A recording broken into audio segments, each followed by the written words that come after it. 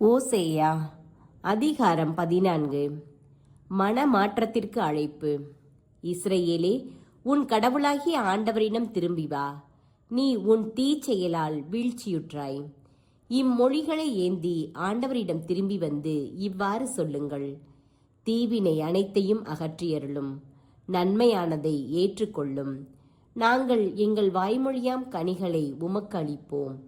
அசீரியர் எங்களை விடுவிக்க மாட்டார்கள். குதிரை மேல் நாங்கள் ஏற மாட்டோம். எங்கள் கைவினை பொருள்களை நோக்கி எங்கள் கடவுளே என்று இனி சொல்ல மாட்டோம்.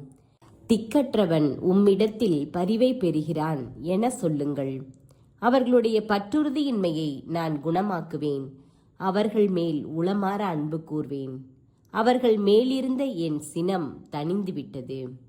நான் இஸ்ரவேலுக்கு பனி போல் இருப்பேன். அவன் லீலி போல மலர்வான்.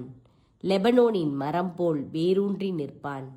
அவனுடைய கிளைகள் விரிந்து பரவும். அவன் பொலிவு ஒலிவ மரம் போல் இருக்கும்.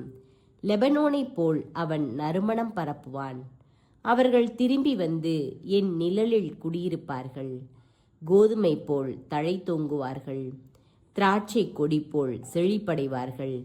லெபனோனின் திராட்சை ரசம் போல் அவர்களது புகழ் விளங்கும். இனிமேல் எப்ராயிமுக்கு சிலைகள் எதற்கு? நானே அவனுக்கு செவிசாய்த்து அவன் மேல் அக்கறை கொண்டுள்ளேன். நான் பசுமையான தேவதாரு மரம் போன்றவன். உன் கனியெல்லாம் என்னிடமிருந்தே வரும். ஞானம் நிறைந்தவன் எவனோ அவன் இவற்றை உணர்ந்து கொள்ளட்டும். பகுத்தறிவு உள்ளவன் எவனோ அவன் இவற்றை அறிந்து கொள்ளட்டும். ஆண்டவரின் நெறிகள் நேர்மையானவை. நேர்மையானவர்கள் அவற்றை பின்பற்றி நடக்கிறார்கள்.